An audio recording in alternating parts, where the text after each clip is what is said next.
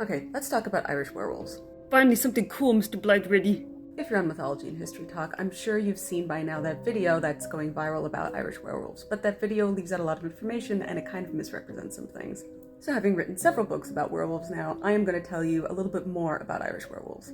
Irish werewolves are known by a few different names. The most famous one is Faoladh. Another less popular name for them is called the Conrecht, and sometimes they're referred to as the Cuala. In general, unlike many stories from continental Europe, Irish werewolves are considered to be good. In many stories, they're protectors of kingdoms and protectors of children. Faoladh in specific are said to have come from one king, Faoladh.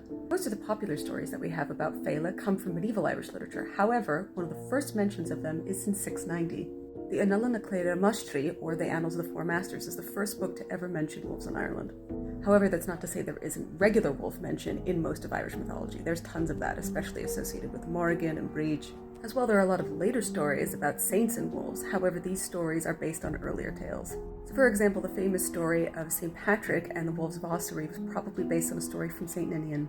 Probably the most famous story we have of the werewolves of Ossory, however, comes to us from my good buddy Gerald of Wales.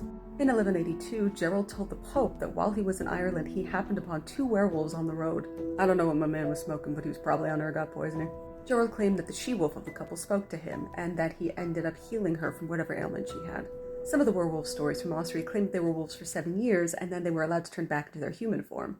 Others claimed that they were cursed forever, and that they had to be werewolves during the night. In other stories in the King cycle, they were claimed to be mercenaries of certain kings. An 11th century poem on the marvels of Ireland written by the Bishop of Dublin claimed that he saw Irish werewolves being able to leave their human bodies behind. It's really only in external sources, like Norse poems, where we see these werewolves as being evil.